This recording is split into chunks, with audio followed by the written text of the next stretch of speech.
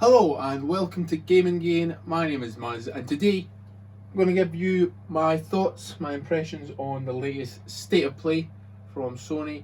This one wasn't that big in terms of scope. They made that pretty clear from the off. It wasn't going to be anything too big in this, but there were some interesting things in it. So let's get into it with the first thing. Crash Bandicoot 4, It's About Time. I like, this was one of the ones that I really liked because it was like a nice deep dive into the game, showing you a lot of the similar things that they've taken from the previous Crash Bandicoot games, but also some of the new things that they've added to it. And the game looks good. It looks quite difficult, as the Crash Bandicoot games are known to be, like this bit here. But it just looked like a Crash Bandicoot game, which I am excited for. I've been a fan of the series for a number of years. I don't know if I ever beat them. It was one of those games that I play in like a holiday club, play it for a couple of levels, and then you go back the next day and you'd have to play the same levels. But you'd never really get bored of it because it was so visually interesting to look at, and it was a fun game, and a difficult game at that. But Crash Bandicoot About Time, yeah, I'm looking forward to it. It comes out soon as well. I should maybe try and play all the games if I'm going to get it. I'm not sure I'm going to get it straight away, even though it does look very, very entertaining. But that's Crash Bandicoot. And now we come to a good announcement for the VR system. Hitman is going to be in VR, which is interesting. It seems to indicate there's going to be the full games, which could be very, very exciting. I have not played the Hitman games, but I can appreciate, and I wish I had, to be honest, because it feels like a game that I should enjoy. It looks like a game I would enjoy, but if it is like full, you're walking around similar to The Walking Dead, where you can actually walk around, interact with people, do what you're going to do at the end of this game, which is strangle someone. That would just be very, very exciting for the VR system, where it can run these types of games, because The Walking Dead blew me away, and I feel like this is going to be another game that could potentially do that. As you see, it's going to. So I'm trying to see if what it actually tells us, if it's the full game. The entire, yeah, so you can actually play the whole. That is crazy. Looking forward to that.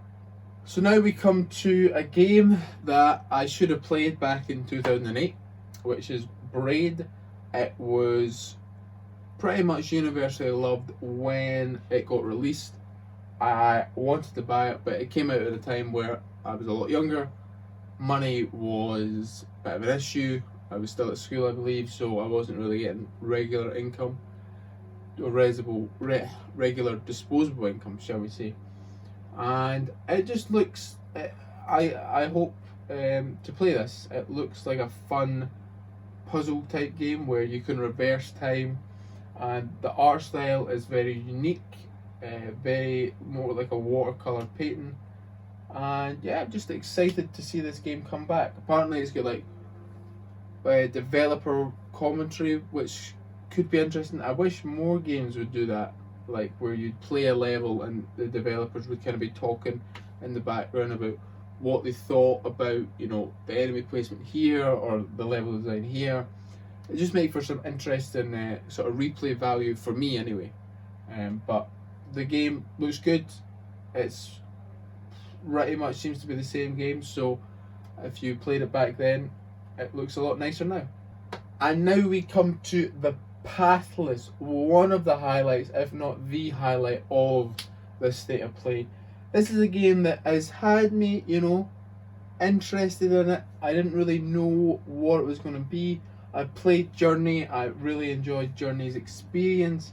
I thought it was a very unique and exciting game in a way. Not exciting in the terms of like there was always action, but just for a game that wasn't just all about action, it was about the experience, it was about the journey. And this game seems to be similar to that, except with a bit more action involved. It's an open world game, and the movement looks incredible. Like really, really fun to move about in, with you sliding, shooting arrows, and riding up with the bird, using the bird to gain altitude or glide places. It very much looks like a game that I would be interested in. It's an open world game, but there's no map, so it's not like you go onto the map and you can like pick. You need to like go up high, and you always see kind of the surrounding areas, and you can use like a scan to show where you've been and where you haven't been. And I hopefully will get to it in this trailer, but there seems to be like a corruption or something, which is, corrupting the land, and takes form of beasts. And the first part of it kind of seemed like a stealth section where you need to avoid it. You don't want to take it on until you've returned light to the world or something, and then you can. Okay, so I can kind of see it now. You return light, and that does something.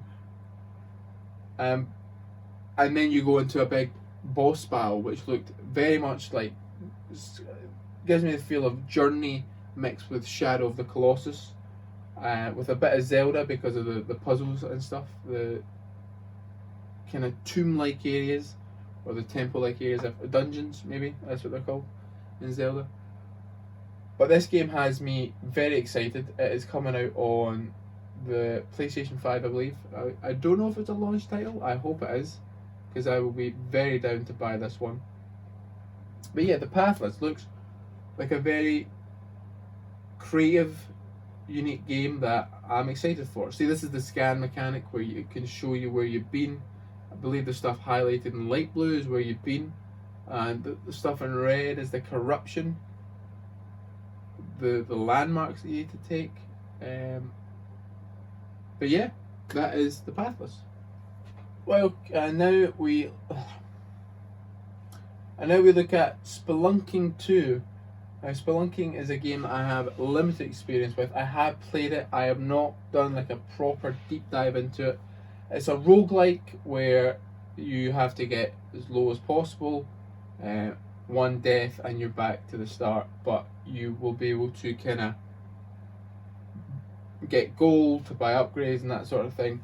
And it looks like a difficult game. It is a difficult game. I played Spelunking 1, and it is hard to get to do. It is hard to progress in this game because everything's out to get you basically. There's spike pits, there's bats, animals, there's ghosts. It is an interesting experience. It's a good.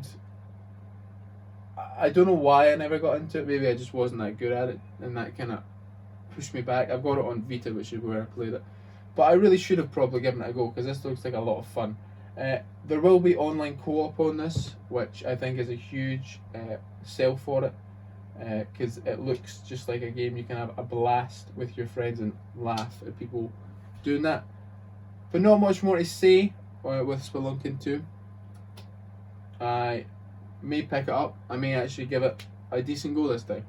And we're back with the Island of Bugsnax, a game that I was extremely interested in from the last showcase of the big PlayStation 5 showcase. It's not a graphical powerhouse, doesn't look like it's going to have an in-depth story. It just looks weird. It looks wonderful. It looks just whoever came up with this, I don't know what goes on inside their head, but essentially we learn a little bit more. It's a first-person game, which I did not know. I did not think it would be a first-person game. I didn't know what to think about this game, but I didn't think it would be this. So you're a journalist who goes to investigate the island, and maybe do a story, try to figure out the mysteries. It seems like you've got a lot of different NPCs to interact with. Bit of Pokemon Snap as well, which is quite cool. Seems like you've got a lot of different tools to actually use to catch the bugs. Like, this was like a grappling hook. Like that's a trap. look at this. It looks just mental. And then it goes on to show like a kind of a horror vibe. I don't know. At night it seems to take a whole different shift from this lovely little place where the bugs are all, you know, snacks, to something a bit horrific. But I'm 100% down for this game. I'm going to buy it day one. Cannot wait for Bug Snacks. Now, I said the PlayStation VR had a good showing here, and if Hitman wasn't enough, we get a Star Wars game. Down. 100% down for this. It comes out this month. I'm going to get it day one. The fact that you can hold a lightsaber is all I needed.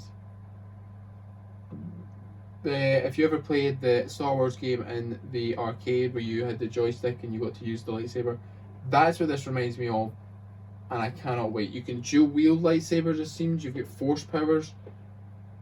Oh, I'm so down for this. It looks just something that the PlayStation VR needed. Just a Star Wars game where you can hold a lightsaber. That's it. And you get lightning hands as well. So Vader Immortal, gonna get it, cannot wait. I just want to give a quick little shout out to this game, this little puzzle game, The Pedestrian. Very creative, very unique style. Puzzle games aren't really my thing, but this one, the way it's kind of designed into the background or the signs of an environment is very, very cool.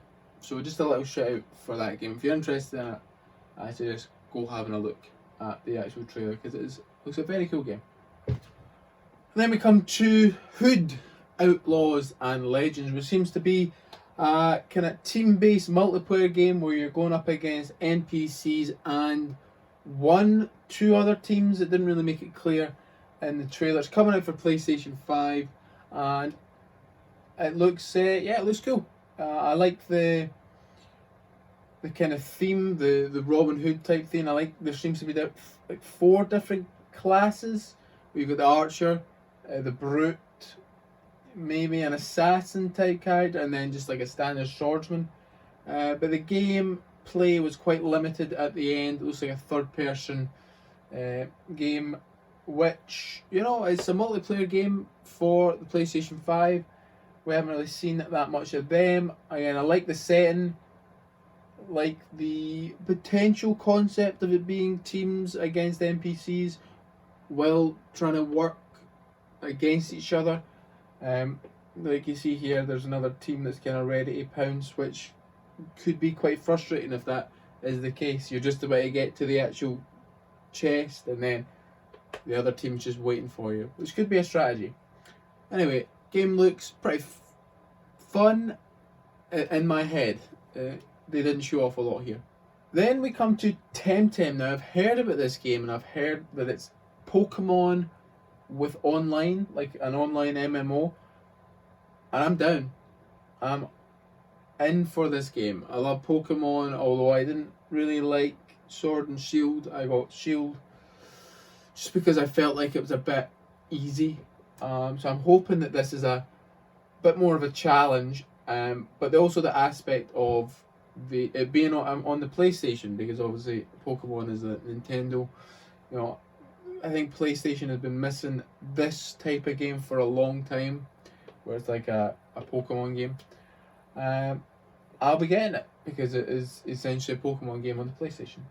But the added online seems to really have been praised as well, and I'm down. And now we come to the conclusion of the event. The final thing shown was Godfall. I've been interested in this game since it kind of first got shown, but how do I say this nicely? I'm not interested anymore. This deep dive did not do it for me. The combat looks basic, simple, repetitive. The impact you have where you're slashing. It just doesn't look like there's any impact with your weapons. Like, I recently played God of War again, and the impact where you could like almost feel the axe cracking against the skull or the bones of the enemies you were fighting, whereas it just looks pretty poor. They keep referring to it as a looter slasher, which doesn't, like, I don't like Destiny, I don't like The Division, I don't like loot games because it's based on random RNG that is not unfair. It is unfair because someone can get something great and you can get crap. And the style just isn't doing for me. The game just doesn't look that good. It looks very like if I was going to draw fantasy universe or imagine a fantasy universe, because I can't draw, this is what I'd imagine. Like, it looks just unoriginal. Some of the special abilities are cool. The compact gameplay on this, not that good. Like, you see that move about 20 times, 30 times in this, the spinning blade thing, and I'm trying to be constructive with it, but ultimately the game just does not look like I'm going to enjoy it. It looks like a game that won't come out to much fanfare, I'm afraid to say, just because it looks so unoriginal.